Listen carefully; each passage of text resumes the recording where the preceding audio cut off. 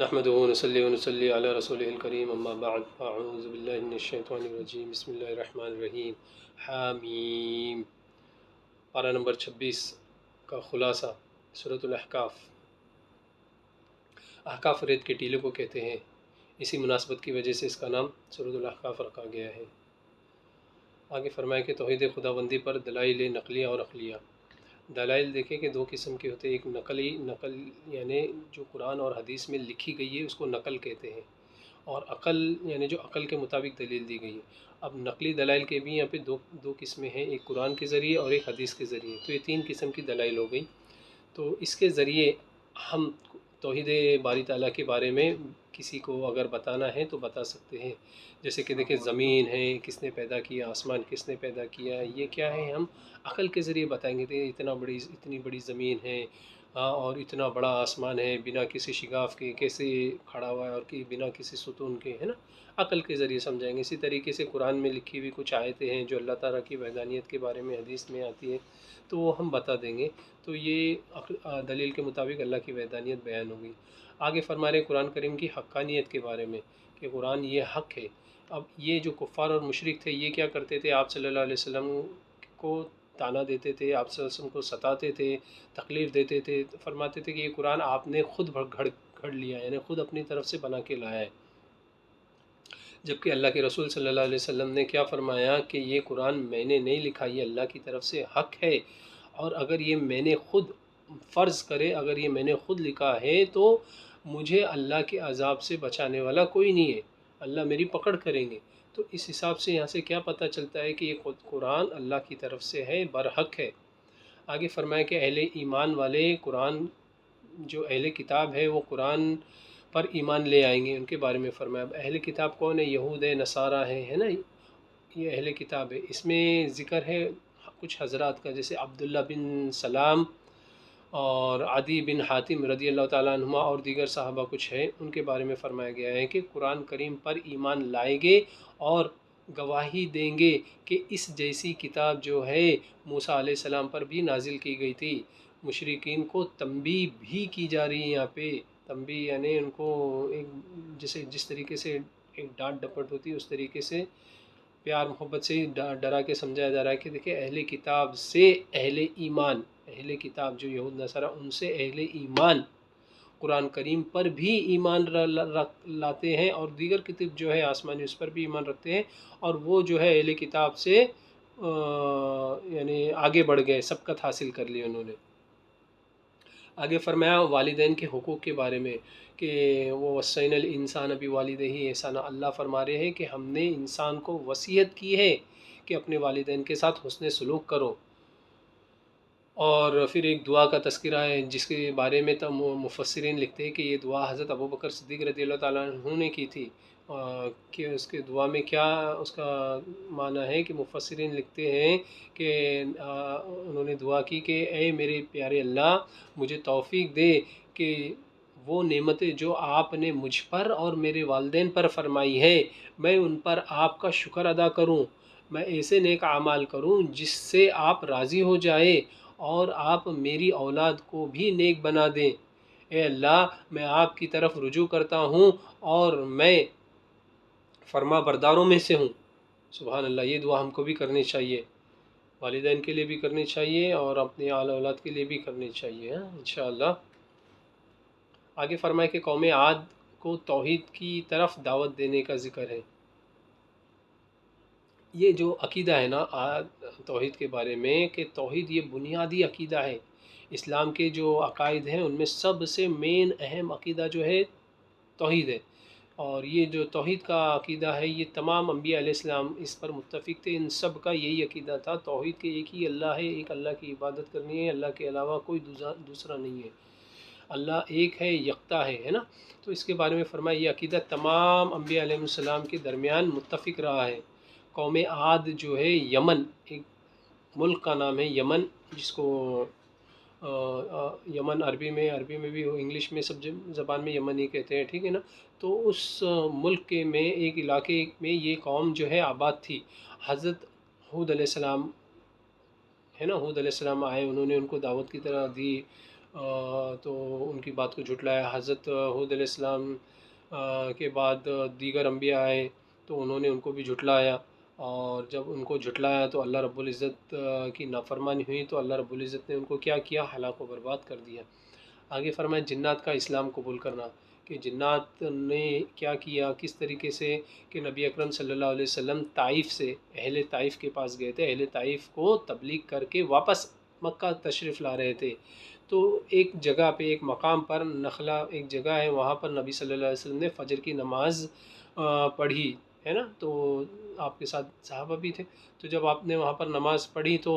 جنات جو ہے، ایک جناتوں کا ایک گروہ تھا، ایک گروپ تھا، وہ وہاں سے گزر رہا تھا، تو گزرتے ہوئے انہوں نے نبی صلی اللہ علیہ وسلم کی قرآن پڑھنے کی جو نماز میں قرآن سنا تو وہ خاموش رہ گئے اور ایک دوسرے کو خاموش کرنے لگے، خاموشی سے قرآن سننے کے بعد انہوں نے اسلام قبول کیا، اور پھر اپنے قوم میں گئے، وہاں جا کر ان کو دعوت دی، وہ خود دائی بن کے گئے، دائی بن کے جا کے ان کو دعوت دی، اور وہ لوگ بھی گروہ در گروہ، ایک ایک گروپ ایسے آ کے نبی صلی اللہ علیہ وسلم کے ہاتھ پر اسلام قبول کی انہوں نے۔ آگے فرمایا کہ انبیاء علیہ السلام کو صبر کی تلقین،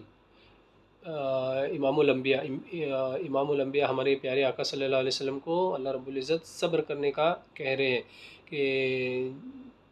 جب آپ طائف سے واپس آ رہے تھے تو جب جنوں کی ایک جماعت نے قرآن کریم سنا، اہل طائف نے آپ کو تکلیفیں پہنچائی، جن لوگ قبول کر لیے تو آپ صلی اللہ علیہ وسلم کو تکلیف پہ تکلیف پہنچانے لگے،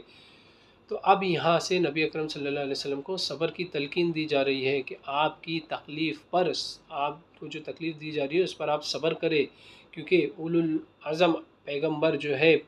آپ سے پہلے جو پیغمبر گزرے ان کو بھی صبر کرنا ہی پڑا تھا۔ آگے فرمائے کہ سورت محمد میں نبی اکرم صلی اللہ علیہ وسلم کا نام مبارک آیا، اسی مناسبت سے اس کا نام سورہ محمد رکھا گیا ہے۔ کفار اور مومنین کے نتائج کے بارے میں یہاں فرما رہے ہیں کہ کافروں کے دو کام ہوتے ہیں، پہلا کام کیا ہوتا ہے کہ وہ خود تو شرک کرتے ہیں، کفر کرتے ہیں، ٹھیک ہے، اور دوسرا کام یہ ہے کہ وہ لوگوں کو اللہ تعالیٰ کے راستے سے روکتے ہیں، یعنی ان کو بھی کفر اور شرک میں مبتلا کر دیتے ہیں، تو نتیجن کیا ملتا ہے ان کو؟ اللہ رب العزت انہوں نے کہ جو کفار نے جو اعمال کرے ہیں، جو بھی اچھے عمل کیے ہیں، کیسے بھی کیے، اللہ ان کے سارے عمل برباد کر دیتے ہیں، قیامت کے بعد جو ان کو حساب کتاب ہوا تو ان کے سارے عمل کیا ہوں گے؟ زیرو زیرو ہو جائیں گے، کچھ نہیں ملے گا ان کو۔ اور جو اہل ایمان ہیں، اہل ایمان کیا کرتے ہیں؟ آپ صلی اللہ علیہ وسلم کی ہر بات کو ہے نا دل سے مانتے ہیں، اور تو اور جو قرآن کی آیت اترتی ہے ہر بات پہ ثابت قدم رہتے ہیں، تو ان کے نتیجے میں اللہ رب العزت ان کو کیا کرتے ہیں؟ ان کے گناہوں کو معاف کرتے ہیں، اور ان کے احوال اور دلوں کی بھی اللہ رب العزت اصلاح کر دیتے ہیں۔ آگے جنگی قیدیوں کے متعلق احکامات بیان کیے گئے ہیں، کہ اس میں اس آیت سے یہ ثابت ہو رہا ہے کہ قدیم قیدیوں کے بارے میں دو اختیار ہے، کہ قیدیوں کو فدیہ لے کر چھوڑ دیا جائے، یا بنا فدیہ لیے ایسی ہی بلا کسی عوض کے چھوڑ دیا جائے۔ لیکن آگے اس سے پہلے ایک صورت میں قیدیوں کے بارے میں ذکر تھا کہ نبی اکرم صلی اللہ علیہ وسلم نے دیگر صحابہ کے مشورے پر، یعنی کثرت صحابہ، زیادہ تر صحابہ کیا کہتے جو بدر کے قیدی پکڑے گئے تھے تو انہیں فدیہ دے کے چھوڑ دیا جائے، تو اس میں ایک بات یہ ہے کہ اس وقت اللہ رب العزت ناراضگی ظاہر کیے تھے، کیونکہ ان کو نہیں چھوڑنا تھا، ان کو قتل کرنا تھا۔ کیوں؟ کیونکہ اسلام اس وقت غالب نہیں آیا تھا، وہ پہلی جنگ تھی، شروعات تھا، اور اسلام مسلمانوں کو کیا کرنا تھا کہ کفار کو کچلنا تھا، ان کے دلوں میں رعب پیدا کرنا تھا مسلمانوں کا، تو اس وقت ان کو قتل کرنے کا حکم تھا۔ اب یہاں پر اس آیت میں کیا کیا گیا ہے؟ کیونکہ یہاں پر اسلام غالب آ گیا ہے، کفار جو ہے مغلوب ہو گئے تھے، وہ تعداد میں بھی جو ہے تھے زیادہ، لیکن وہ اپنے آپ کو کمی کرنے لگے، کیوں؟ کیونکہ ان کی طاقت ٹوٹ چکی تھی، تو اس لیے ان کو کیا ہے؟ چھوڑ دیا جائے، پیسہ فدیہ لے کے یا بنا فدیے کے۔ اب یہ اس میں چھوڑنے کے لیے بھی اس کے بارے میں چار نکت یعنی 4 پوائنٹ بتائے گئے ہیں۔ نمبر 1 کیا ہے کہ جب لوگ قیدی ہو جائے تو اس کو کیا ہے؟ آپ چاہے تو ان کو قتل کر دیں۔ نمبر 2 کیا ہے کہ ان کو غلام بنا کے اپنے پاس رکھ لے اپنی خدمت کے لیے۔ نمبر 3 یہ ہے کہ فدیہ لے کر ان کو آزاد کر دیں۔ اور نمبر 4 کیا ہے کہ بنا فدیے کے ان کو آزاد کر دیں۔ آگے فرمایا کہ اہل جنت کے لیے انعامات، اللہ رب العزت جنت والوں کے لیے جو دیگر انعامات دیں گے اس کے علاوہ 4 نہریں بھی دیں گے۔ پہلی نہر کیا ہے؟ پانی کی نہر، کہ وہ پانی کیسا ہوگا؟ صاف ستھرا پانی ہوگا جو کبھی خراب نہیں ہو۔ دوسری نہر کیا ہے؟ دودھ کی نہر، کہ وہ دودھ ایسا ہوگا، خوشبودار ہوگا، لذت دار، اور اوپر سے وہ کبھی خراب نہیں ہوگا، بدبودار نہیں ہوگا۔ تیسری نعمت ہے شراب کی، کہ شراب ایسی شراب ہوں گی جو کہ ذائقے دار ہوں گی، دنیا کے جیسی کڑوی نہیں ہوں گی، بدبودار نہیں ہوں گی، اور اس کے پینے سے انسان مدہوش نہیں ہوگا۔ سورہ واقعہ میں آتا ہے کہ وہ شراب پینے کے لیے انسان چھینا جھپٹی کریں گے، اور تو اور کہ وہ پینے سے انسان بیہودہ کلام نہیں کرے گا، ان کا کلام سلام سلام ہوگا۔ آگے چوتھی نہر کا ذکر ہے کہ شہد کی نہر ہوں گی، شہد کی نہر، ایسا شہد ہوگا جو صاف ستھرا ہوگا۔ سبحان اللہ۔ مومنین اور منافقین میں فرق بتایا گیا کہ مومن کیا ہے؟ مومن ایسے ہوتے ہیں جو اللہ کے رسول کی بات ایک دم دل سے مانتے ہیں اور اس کے انتظار میں رہتے ہیں کہ جب نبی صلی اللہ علیہ وسلم کی مجلس میں بیٹھتے ہیں تو کوئی ایسی آیت نازل ہو، کوئی ایسی قرآن کی صورت نازل ہو جس میں کیا ہے، جس کے ذریعے ہمارا ایمان بڑھے گا، اور تو اور کیا ہے، اگر اس میں جہاد کا حکم نازل ہوتا ہے تو ہم جہاد کے لیے تیار ہیں۔ اب منافقین بھی ایسی کہتے تھے، زبان سے کہتے تھے ہوگے شاید، لیکن کیا ہے، ان کے دل میں خوف تھا۔ اب وہ اس خوف کی وجہ سے نا یہ اس کا برعکس سوچتے تھے کہ نہیں ہونا چاہیے، جہاد کا حکم نازل ہوگا تو پھر کیا ہوگا، ہم کو جانا پڑے گا وہاں، قتل و قتال کرنا پڑے گا، ہے نا۔ تو اس ڈر کے وجہ سے، کیونکہ منافقین اور مومن میں فرق کیا ہے؟ مومن کے دل میں اور زبان پہ اللہ ہے، منافقین ایسا ہے کہ جس کے زبان پر اللہ ہے لیکن دل میں غیر اللہ ہے، یہ فرق ہے ان میں۔ کفار کے لیے وعیدات بھی بیان کی گئی ہیں کہ جو شریعت کے راستے سے روکتا ہے، ٹھیک ہے نا، کفار کیا ہے جو شریعت کے راستے سے روکتے ہیں، تو ان کے لیے کیا ہے؟ بطور سزا ہے، دنیا میں بھی آخرت میں بھی۔ وہ لوگ کیا ہے؟ وہ لوگ جہنم میں مسلسل رہیں گے۔ آگے فرمایا کہ اللہ کی بے نیازی، دیکھیں اللہ رب العزت کتنے بے نیاز ہیں، فرما رہے ہیں کہ پہلے اللہ رب العزت نے لوگوں کو اپنا مال خرچ کرنے کا حکم دیا تھا، پھر اللہ پاک فرما رہے ہیں کہ یہ اللہ کی شان بے نیازی یہ ہے کہ آپ نے فرمایا کہ ہمیں تمہارے مال کی کوئی ضرورت نہیں ہے، جو بھی مال تم خرچ کرتے ہو وہ تمہارے ہی فائدے کے لیے ہے، اللہ کو اس کی کوئی ضرورت نہیں ہے۔ آگے سورہ فتح کا ذکر ہے۔ سورہ فتح اس آیت کی، اس سورت کی شروع میں ہی آیت ہے، اِنَّا فَتَحْنَا لَكَ فَتَحًا مُبِينًا، یا فتح کا ذکر آیا، اسی مناسبت کی وجہ سے اس سورت کا نام سورہ فتح رکھا گیا ہے۔ یہاں پر میں کچھ بات بتاؤں جو اس پارے سے ہٹ کے ہیں، کہ دیکھیں دو ہجری میں رمضان میں بدر کی جنگ ہوئی ہے نا، پھر آگے 3 ہجری ہے اس میں احد کی جنگ ہوئی، اور پھر 5 ہجری میں ہے نا خندق ہوئی، خندق کی جنگ۔ اب 6 ہجری میں خواب دیکھا تھا نبی صلی اللہ علیہ وسلم نے کہ آپ صلی اللہ علیہ وسلم اور آپ کے ساتھ کچھ دیگر صحابہ عمرہ کے لیے مکہ میں داخل ہو رہے ہیں، تو آپ نے 6 ہجری میں سفر کیا، لیکن کیا ہوا وہاں پر 6 ہجری میں واقعہ یہ پیش آیا کہ جب آپ اور صحابہ عمرہ کے کرنے کے لیے مکہ میں داخل ہونے لگے تو حدود پر ہی ایک جگہ ہے، وہاں پر اس کا نام ہے حدیبیہ، تو حدیبیہ کی جگہ پر آپ کو مشرکین کفار لوگوں نے وہاں پر روک دیا، تو آپ نے وہیں پہ پڑاؤ ڈالا اور وہیں پہ انتظار کرنے لگے۔ اب کیا ہے، ان کا کہنا تھا کہ آپ لوگ داخل نہیں ہوں گے، جو بھی آپ اسلحہ لائے، تلوار وغیرہ جو لائے وہ سب وہیں رکھ دو۔ یہ کافی اس میں باتیں ہوئی، کافی طویل یہ اس کے معاملات ہیں اس میں۔ تو اس میں کیا ہوا آخر کہ آپ صلی اللہ علیہ وسلم کو اس سال واپس جانا پڑا، اور ایک صلح نامہ لکھایا آپ نے اس وقت۔ صلح نامہ کیا لکھایا گیا تھا کہ آپس میں ابھی ہم لڑیں گے نہیں، جو شرائط یہ مشرکین لوگ رکھ رہے، کافر لوگ جو شرائط رکھ رہے، وہ شرائط نبی صلی اللہ علیہ وسلم نے مان لیے تھے کہ ہم اس سال عمرہ نہیں کریں گے، آنے والے سال عمرہ کریں گے، اور جو مسلمان اگر کفاروں کے پاس جاتا ہے تو ان کو لوٹائیں گے نہیں، اور کفار جو مسلمانوں کے پاس آئے تو ان کو لوٹائیں گے۔ ایسی کافی شرائطیں رکھی تھی جو دیکھنے میں تو یہ لگ رہا تھا کہ مسلمانوں نے ایک دم کمزوری کی اپنی دکھا کر وہ شرائطیں قبول کر لی ہے، لیکن اللہ رب العزت نے اسی وقت خوشخبری دی تھی کہ آپ فاتح بن کر مکہ میں داخل ہوں گے، یعنی فتح مکہ کی خوشخبری دی تھی۔ تو آپ صلی اللہ علیہ وسلم نے 7 ہجری میں عمرہ کیا، اور 8 ہجری میں مکہ کو، پورے مکہ کو فتح کیا۔ سبحان اللہ۔ تو اسی یہ سورہ فتح میں فتح مکہ کا ذکر ہے۔ آگے جو 9 ہجری ہے وہاں پر حج فرض ہوا ہے۔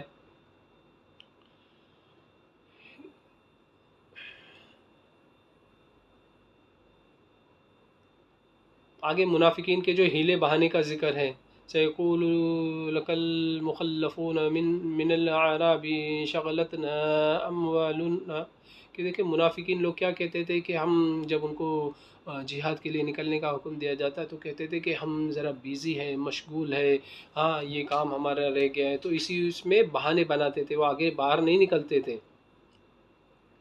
اب یہاں پر آگے جو فرمایا ہے کہ بیعت کے تعلق سے، کہ آپ صلی اللہ علیہ وسلم کے ساتھ میں جو صحابہ تھے انہوں نے بیعت کی تھی، کیونکہ عثمان رضی اللہ تعالیٰ عنہ کا واقعہ پیش آیا تھا نا حدیبیہ میں، تو اس واقعے پہ آپ صلی اللہ علیہ وسلم کے ہاتھ پر جو صحابہ آپ کے ہاتھ پر بیعت کیے تھے، تو اللہ رب العزت نے ان کی بھی مغفرت کے وعدے کیے، جس طریقے سے بدری صحابہ کے کیے تھے، تو اس طریقے سے اس بیعت کو بیعت رضوان بھی کہتے ہیں اور بیعت حدیبیہ بھی کہتے ہیں۔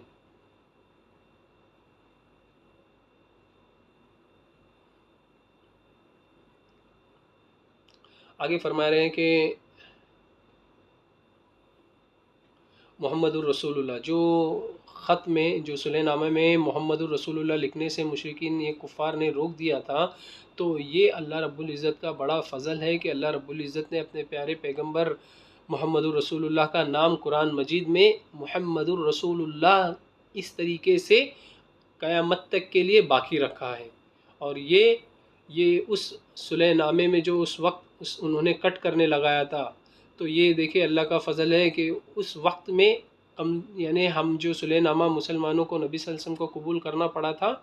اس کا بدل دیکھیں اللہ نے کتنا بڑا نعم البدل عطا فرمایا کہ قرآن مجید میں محمد الرسول اللہ لکھا ہے اور یہ قیامت تک کے باقی رہے گا۔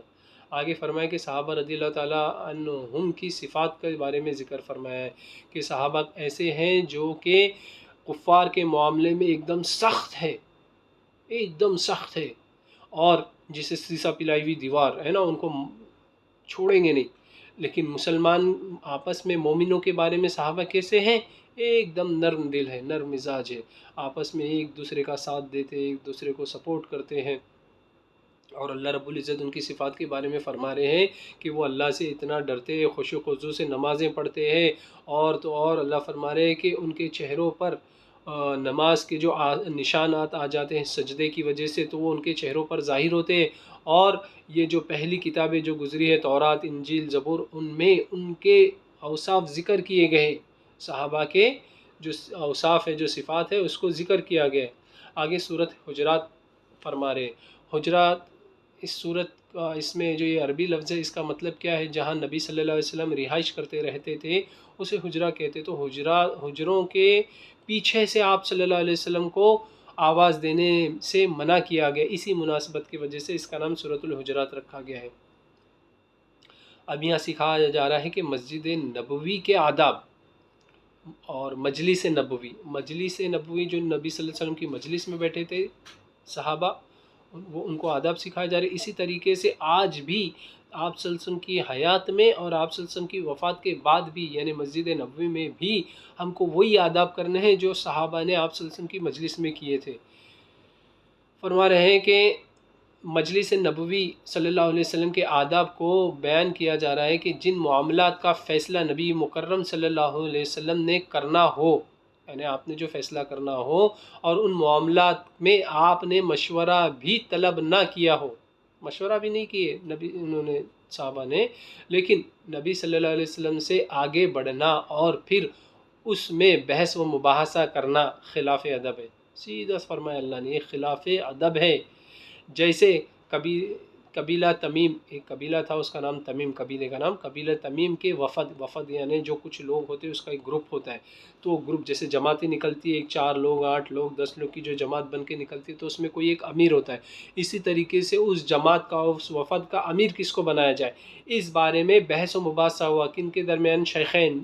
جنہیں ابو بکر اور عمر رضی اللہ تعالیٰ عنہما کے درمیان تھوڑی بحث مباحث ہو گئی۔ تو اس وقت یہ ابتدائی آیت نازل ہوئی، یہ جو شروع کی آیت ہے یہ نازل ہوئی، اس میں ایمان والوں کو حکم دیا گیا ہے کہ اپنی آواز کو نبی اکرم صلی اللہ علیہ وسلم کی آواز سے بلند نہ کرو، بلند نہ کرو۔ یہ حکم جس طرح نبی پاک صلی اللہ علیہ وسلم کی زندگی میں تھا اسی طرح آپ کی وفات کے بعد بھی ہے، یعنی آج بھی ہے۔ مسجد نبوی میں اگر کوئی بندہ حج عمرے کے لیے جاتا ہے تو وہاں پر ادب احترام کے ساتھ رہے، اپنی آواز کو اونچی نہ کرے، لوگوں سے دوست احباب کے ساتھ بھی اگر بات چیت کرتے بڑی نرمی سے بات کرے، ایسا نہ ہو اونچی آواز سے بات کرنے کی وجہ سے اعمال ان کے ضائع ہو جائے، برباد ہو جائے، جو بھی نیک عمل زندگی بھر کیے تھے وہ سارے برباد ہو جائیں گے، اللہ نہ کرے۔ آگے دیکھیں کہ خبر کی تحقیق کرنے کا حکم دیا جا رہا ہے۔ ایک واقعہ تھا جس کے بارے میں نبی صلی اللہ علیہ وسلم نے زکوٰۃ لینے کے لیے ایک قبیلے کی طرف ایک صحابی کو بھیجا تھا، حضرت ولید بن عقبہ رضی اللہ تعالیٰ عنہ کو۔ تو اب وہاں کی جو قوم تھی وہ ایمان لے آ گئی تھی، وہ قبیلے والے۔ اب وہ کیا ہے نا، انہوں نے آپ کے حضرت ولید بن عقبہ کے استقبال کے لیے اپنے مطلب بستی سے باہر آ گئے، آ کے ان کا استقبال کرنے لگے۔ اب انہوں نے کیا سوچا کہ یہ ہمارے سے لڑنے کے لیے آ رہے ہیں، کیونکہ پہلے تعلقات اچھے نہیں تھے، تو وہ حساب سے آپ کیا ہے واپس ہو گئے اور نبی صلی اللہ علیہ وسلم سے یہ معاملہ بتایا۔ تو اس کے بارے میں تحقیق کرنے کا حکم دیا جا رہا ہے، یہاں پر آداب معاشرت بتایا جا رہا ہے۔ یا ایھا الذین آمنوا لا یسخر قوم من قوم عسى ان یکونوا خیرا منہم، کہ فرمایا جا رہا ہے کہ دیکھیں آداب ہے نا، معاشرت ہمارا جو معاشرہ ہے اس میں کس طریقے سے آداب کہ اے ایمان والو، اے لوگو جو ایمان لے آئے ہو، کیا ہے کہ لا یسخر قوم، کہ کسی قوم کا مذاق نہ اڑاؤ، من قوم ہے نا، اپنی قوم میں سے کسی دوسری قوم کا مذاق نہ اڑاؤ، ایسا نہ ہو ان یکونا خیرا منہم، کہ وہ تم سے بہتر ہو سکتا ہے وہ تم سے بہتر ہو، اسی لیے کسی کا مذاق نہیں اڑانا ہے۔ آگے فرمائے کہ عزت دار وہ تقوی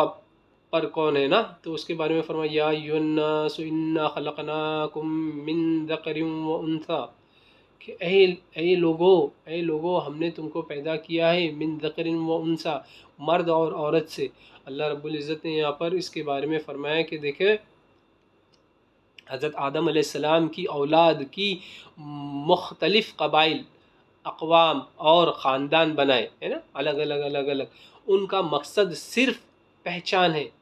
یہ مقصد نہیں ہے کہ یہ ایک دوسرے پر بڑے اور عزت دار ہے نا، جیسے آج ہم بولتے ہیں نا ارے بھائی یہ بڑے خاندان کا وہ اس کا، نہیں، یہ صرف ایک پہچان بنانے کے لیے ہے، کیونکہ یہ فلاں کا بیٹا، یہ فلاں خاندان، یہ فلاں خاندان، تو اس سے معلوم پڑے گا، نہیں تو ایک ہی رہتے تو کیا پتہ چلتا ہے نا، اسی لیے اللہ نے ان کو الگ الگ کیا ہے۔ آگے سورت قاف کا ذکر ہے۔ کاف یہ جو ہے حروف مقطعات میں سے ہے، اس کو الگ الگ پڑھنا ہوتا ہے، کاٹ کے پڑھنا ہے، اسی لیے اس کی مناسبت سے اس کا نام قاف رکھا گیا ہے۔ فرمایا کہ جو منکرین تھے، آخرت کے منکرین، آخرت کا انکار کرنے والے، ان کا یہ اعتراض تھا کہ جب ہم مر جائیں گے، مٹی ہو جائیں گے، تو کیا ہم کو دوبارہ زندہ کیا جائے گا؟ تو ان کو دوبارہ جمع کیسے کیا جائے گا، یہ سوال کھڑا کرتے تھے۔ تو انہیں جواب دیا گیا کہ زمین دیکھو، جن حصوں کو گھٹا دے گی ان کا ہمارے پاس پورا علم ہے نا، زمین جو ہے چھوٹی ہو جائیں گی تو اس کا اللہ کے پاس پورا علم ہے، اور ہمارے پاس کتاب میں سب کچھ محفوظ ہے، اللہ فرما رہے لوح محفوظ میں ہر چیز کو اللہ نے لکھا ہے، پہلے سے موجود ہے۔ آگے فرما رہے منکرین انبیاء کا کچھ تذکرہ، یعنی انبیاء علیہ السلام کا ہی انکار کرنے والے کچھ ایسے لوگ ہیں، ان کے بارے میں فرما رہے ہیں کہ اللہ تعالیٰ نے اپنے پیغمبر کو تسلی دی ہے کہ آپ کو جھٹلاتے ہیں تو اس سے پہلے بھی نوح علیہ السلام کو جھٹلا دیا گیا، کیونکہ کنویں والے جو ہے، کنویں والے پیغمبر، ان کو جھٹلایا گیا، حضرت صالح علیہ السلام کو جھٹلایا گیا، قوم سمود نے بھی حضرت صالح علیہ السلام کو جھٹلایا، قوم عاد نے بھی جھٹلایا، قوم فرعون نے موسیٰ علیہ السلام کو جھٹلایا، اور تو اور قوم لوط جو ہے انہوں نے بھی لوط علیہ السلام کو جھٹلایا۔ تو جھٹلاتے ہیں یہ، لیکن آپ کو اپنا کام کرنا ہے، یعنی دین کی دعوت دینی ہے، تبلیغ کرنی ہے نا، یہی تمام انبیاء کو اللہ رب العزت کی طرف سے پیغام ملا ہے۔ آگے کرامن کاتبین کے بارے میں فرمایا جا رہا ہے کہ کرامن کاتبین انسان کے اعمال نامہ بطور حجت کے، ایک دلیل کے، ایک پروف کے، ایویڈنس اس کے سامنے پیش کیا جائے گا، ہے نا۔ اب یہ ہے جو دو فرشتے ہیں، یہ ایک سیدھے کندھے پہ ہے، ایک الٹے کندھے پہ ہے، دائنے اور بائیں طرف دونوں طرف ہے۔ وہ لوگ کیا کرتے ہیں؟ بندے کے نامہ اعمال میں ان کے جو اعمال ہے وہ لکھتے ہیں۔ آگے جہنم سے اس وقت سوال کیا جائے گا اور اس کا جواب، اللہ رب العزت کو ہر چیز کا علم ہے، لیکن اس وقت جہنم سے سوال کیا جائے گا کہ اے جہنم، کیا تیرا پیٹ بھر گیا؟ جب جہنمیوں کو اس کے اندر ڈالا جائے گا، پھر پوچھا جائے گا کہ جہنم کیا تیرا پیٹ بھر گیا؟ تو جہنم جواب کیا دیں گی؟ کیا اور بھی کوئی ہے؟ دیکھیں جہنم پوچھتی اور بھی کوئی ہے؟ اب یہ جو ہے اللہ کا پوچھنا اس وقت کیا ہے کہ جہنم میں جو لوگ ہیں ان کو بطور خوف طاری ہونے کے لیے اور بھی پوچھا جائے کہ دیکھو اس کو اور بھی جو جہنم میں لوگ رہیں گے ان کو اور بھی خوف پیدا ہوگا کہ اور بھی جہنم مانگ رہی ہے، کتنی بھوکی پڑی ہے۔ پھر وَأُزْلِفَتِ الْجَنَّةُ لِلْمُتَّقِينَ غَيْرَ بَعِيدٍ، پھر آگے فرما رہے ہیں کہ دیکھیں اہل جنت کا تذکرہ کیا کہ جنت کو متقین کے بالکل قریب کر دیا جائے گا اور یہ بالکل بھی دور نہیں ہوگی۔ یہ چیز ہر اس بندے کے لیے ہے جو اللہ تعالیٰ کی طرف رجوع کرنے والا ہو اور اپنی حفاظت کرنے والا ہو۔ امام الانبیاء صلی اللہ علیہ وسلم کے فریضے کے بارے میں بتایا گیا ہے کہ صرف لوگوں تک نصیحت کو پہنچا دینا ہے، جو لوگ اللہ کی طرف سے نصیحت، بس یہی ہے، پہنچا دینا۔ ہاں، بس آپ صلی اللہ علیہ وسلم اپنا فریضہ ادا فرمائیں، جس کے دل میں آخرت کے دن اور اللہ تعالیٰ کا خوف ہوگا جس کے دل میں، تو آپ صلی اللہ علیہ وسلم آپ صلی اللہ علیہ وسلم کی جو دعوت ہے وہ بندہ قبول کرے گا۔ آگے سورۃ الزاریات ہے، یہ سورت جو زاریات ہے 26ویں پارے کے آخر سے شروع ہو رہی ہے۔ یہاں 26ویں پارے کا آخر ہو رہا ہے، یہاں سے شروع ہو رہی ہے، پھر 27ویں پارے میں اس کا کچھ حصہ ہے، ٹھیک ہے۔ یہاں پہ 4 قسموں کی مخلوق کی قسمیں کھائی ہے اللہ رب العزت نے۔ والذاریاتی ذروا، قسم ہے ان ہواؤں کی جو گرد و غبار کو اڑا لاتی ہے نا، اڑاتی ہے، جو گرد و غبار اڑتا ہے نا، مٹی، دھول مٹی، تو اللہ رب العزت نے ان ہواؤں کی قسم کھائی ہے۔ پھر دوسری قسم کھائی ہے والحاملاتی وقرا، کہ قسم ہے ان بادلوں کی جو بوجھ اٹھاتے ہیں۔ دیکھیں بادل، جو کالے بادل ہوتے ہیں، جو کیا ہے وہ پانی ہے نا، بارش۔ اور پھر تیسری قسم کھائی ہے فالجاریاتی یسرا، کہ قسم ہے ان کشتیوں کی جو آسانی سے چلتی ہے سمندر میں، ہے نا۔ اور چوتھی قسم کھائی ہے فالمقسماتی امرا، قسم ہے ان فرشتوں کی جو اللہ تعالیٰ کے حکم سے چیزیں تقسیم کرتے ہیں، کس کو کتنی روزی دینی ہے، کس کو کتنی اولاد دینی ہے نا، اللہ کے حکم سے، تو ان کی فرشتوں کی بھی قسم کھائی ہے۔ دیکھیں یہ اللہ رب العزت کا یہاں پر قسم کھانا، اس سے یا تو قرآن کریم کی فصاحت و بلاغت کو بیان کیا گیا ہے کہ کتنی فصیح بلی کتاب ہے، ہاں یہ مقصود ہے، یا پھر قسموں کے بعد والی چیز کیا ہے کہ قیامت آنی ہے، قیامت ضرور بضرور آنی ہے، اس کو بتلانا مقصود ہے۔ آگے مومنین و متقین کی صفات کو ذکر فرمایا ہے کہ مومنین کے اموال میں مانگنے والوں اور محروم لوگوں کا حق ہوتا ہے۔ بعض وہ محتاج ہے جو مانگتے ہیں اور بعض وہ محتاج ہے جو نہیں مانگتے۔ تو مومنین متقین کی صفت یہ ہے کہ مانگنے والوں اور نہ مانگنے والوں دونوں کو دیتے ہیں۔ تو اسی طریقے سے ہم کو اللہ نے مومن مسلمان بنایا ہے، ہم کو بھی کیا کرنا ہے؟ جو محتاج ہے، مسکین ہے، فقیر ہے، غریب ہے، ان کو دینا ہے اللہ کی رضا کے لیے۔ وآخر دعوانا ان الحمد للہ رب العالمین۔ یہاں پارہ نمبر 26 کا خلاصہ مکمل ہوا۔ السلام علیکم ورحمۃ اللہ وبرکاتہ۔